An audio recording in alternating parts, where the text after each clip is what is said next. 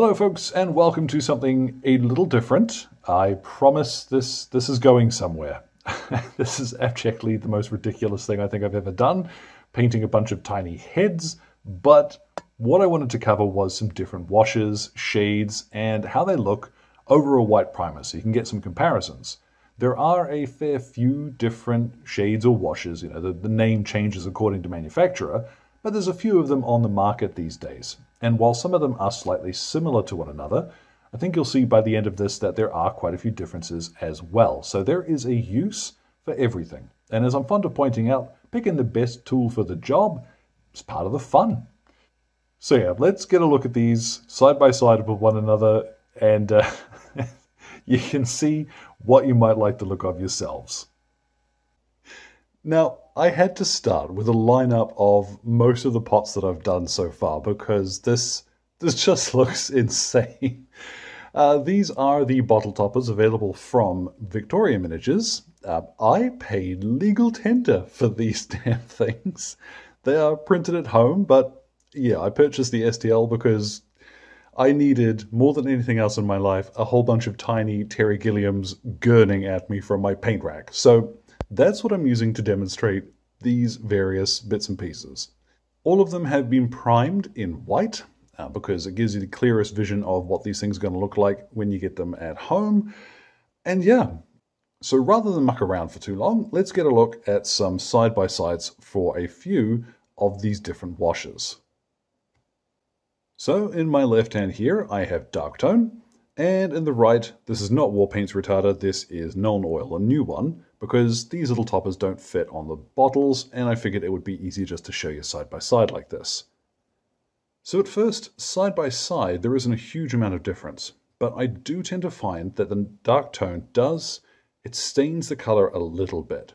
So you see the highlights, the pure whites on the Nuln Oil, this is a new Nuln Oil by the way, it is a little lighter where it should be.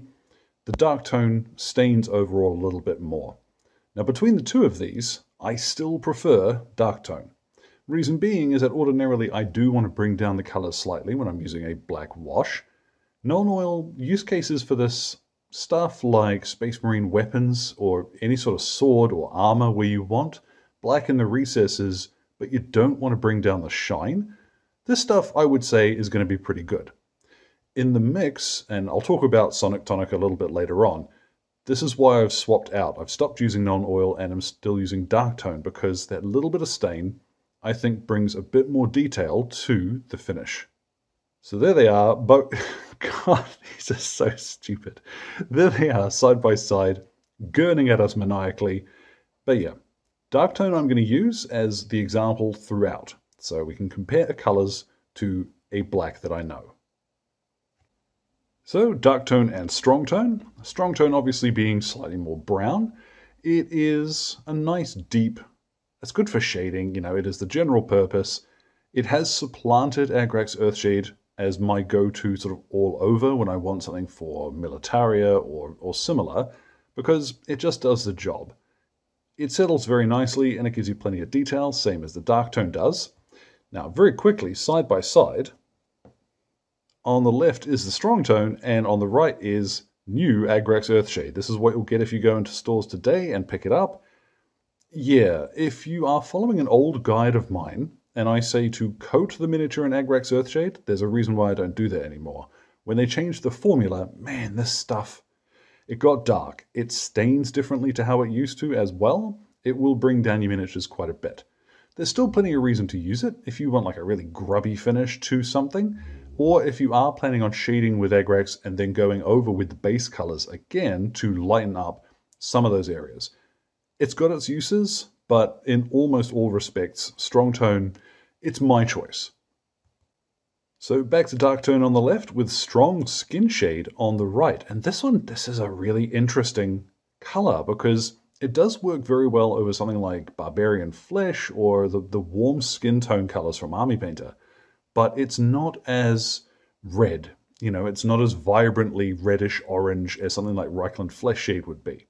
Now side by side with new Agrax Earthshade, I'd say the colors are fairly similar. Like I said, strong skin shade is a little bit more red, But that's not a bad, if I wanted to do something in Agrax and I only had one other choice, I might look at Strong Skin Shade as an all-over wash quite happily. You'll have seen me sometimes thin it down with Speed Paint Medium and use it in that way, and I think there you can see why that might be. So, dark tone and soft tone. Now, soft tone's not as yellow as it used to be, I don't think anyway, but it is it's good for stuff like desert troops, certain skin tones it can work very well on, and I do like seeing people use it over like ivory colors and stuff like that to get a nice creamy white. It's much less strong than strong tone is, funnily enough. And you see, same as with most of these Army Painter washes, it doesn't dull down much of the high point very much. Now, dark skin shade, by comparison, has a funky sort of purple finish to it.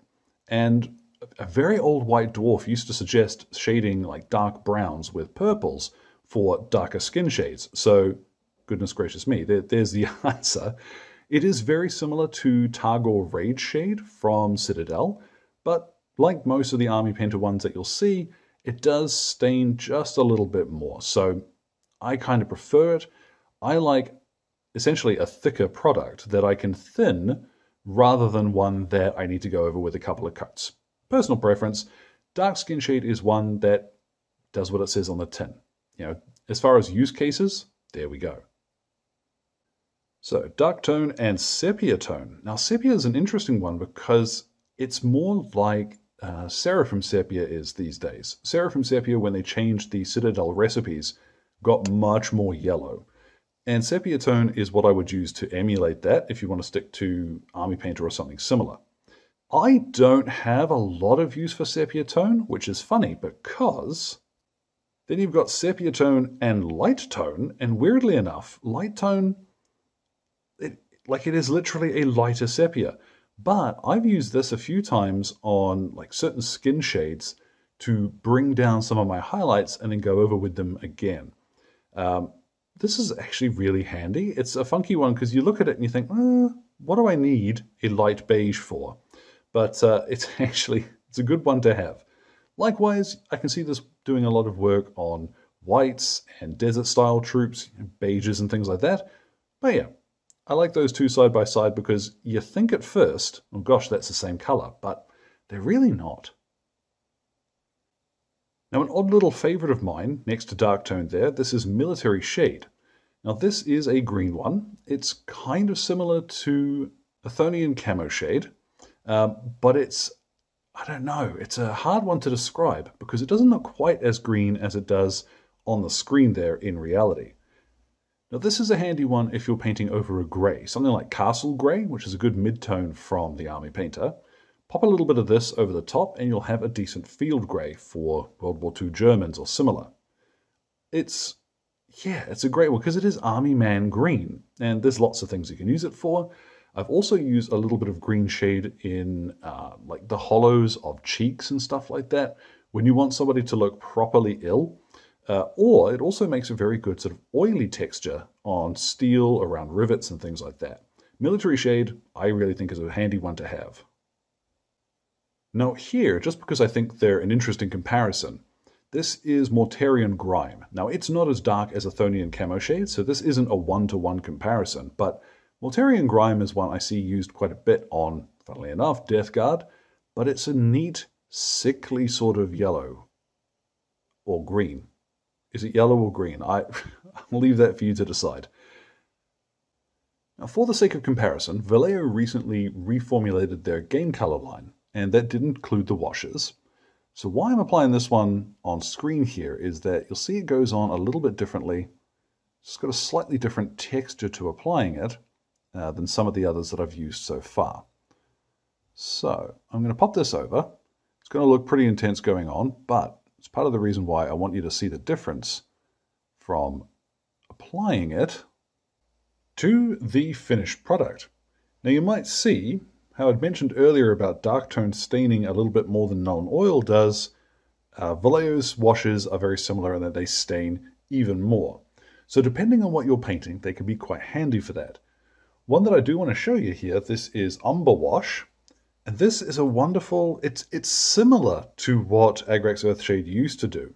However, the difference between these is that they are very much more like a thinned out paint, which on the face of it I realize sounds ridiculous, but the difference here is if I applied, say, strong tone over black, it would almost disappear. You would you'd see nothing. If you apply the umber wash over black, what will happen is you will get a settled, almost a chalky brown recess around some of the detail there. So depending on what you're using it on, that can be very handy. I'm not a huge fan of using it as an all-over wash in most things as a result, which is why I tend to stick to strong tone, but I do like this, particularly for things that I want to look a little bit dusty. The Vallejo washes, they definitely get a shout out. As well, though it isn't quite dry yet, the Vallejo Flesh Wash is a brilliant one. It's a really odd, almost meaty kind of color. It works quite well with Vallejo's various skin tones because they tend to lean a little towards more brown and almost orangey sorts of shades. So the Flesh Wash will actually add a bit of pink, a bit of warmth into those. Well worth picking up if you do like I mentioned, how these paints settle in the recesses. So honorable mention also goes to Brown Wash from the Pro Acryl line from Monument Hobbies. This one, folks said that it was quite a lot like old Agrax. I don't see that at all. It doesn't stain as much. It's a little more like how the new Nuln oil leaves the high points relatively untouched. It's still it is a nice deep brown. It's quite similar. If we put that side by side, I would say Strong Tone is probably the closest competitor in that realm. This, again, thinking of armor and stuff that I want to look a little bit dingy, but without dulling the color down, this I can see a lot of use in. It doesn't ordinarily fit how I like to paint, though, because I like an all-over wash because I'm lazy, but there it is. That's one that I have actually got to hand. And then finally back to Dark Tone for comparison with Sonic Tonic. Now this one is a mix. It is a bottle each of Lahmian Medium, Dark Tone, and the new Reikland Flesh Shade. The idea here is that it is relatively light, flows very, very easily, and it won't stain the high points of a miniature that much. The primer has gone a little bit funky under this one because I was impatient, but oh well. The color on it is still just a little bit warmer than something like Strong Tone.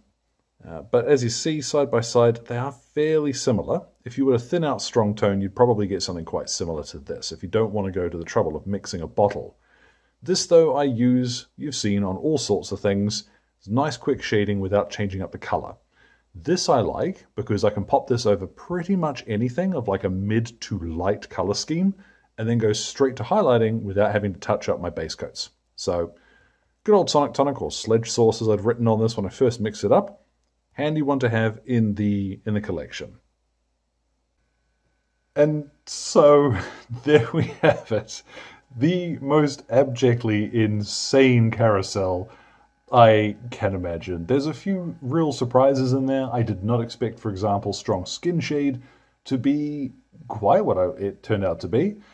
But yeah, this has been really fun. And honestly, way more useful than even I had imagined it would be. I kind of thought, hey, I know what my washes do, but laying them out like this and having a miniature which is a bit of smooth cloth, some detailed face, it's quite interesting to see how they do each turn out. So there's a few different use cases for all of them, and I'm pretty sure now you've got a better eye for what you might be able to use them for yourselves. My favorites probably still are going to end up Strong Tone and Sonic Tonic, but even that new Nuln oil, I thought I didn't like it, but I'll eat the humble pie and say, okay, no, I do have a place for that in my armory, as it were. So as always, thank you very much goes out to Exit 23 Games for the light and sound equipment, as well as all of my wonderful patrons who are keeping me ticking in paints and washes, including my gorgeous producers who are showing up on screen now. Thank you so much for your support, folks. Really mean it. Now, any questions or anything, feel free to drop them in the old comment box below. My Twitter and Instagram are both linked here too. So, thank you very much for your time, one and all, and you all enjoy the rest of your day.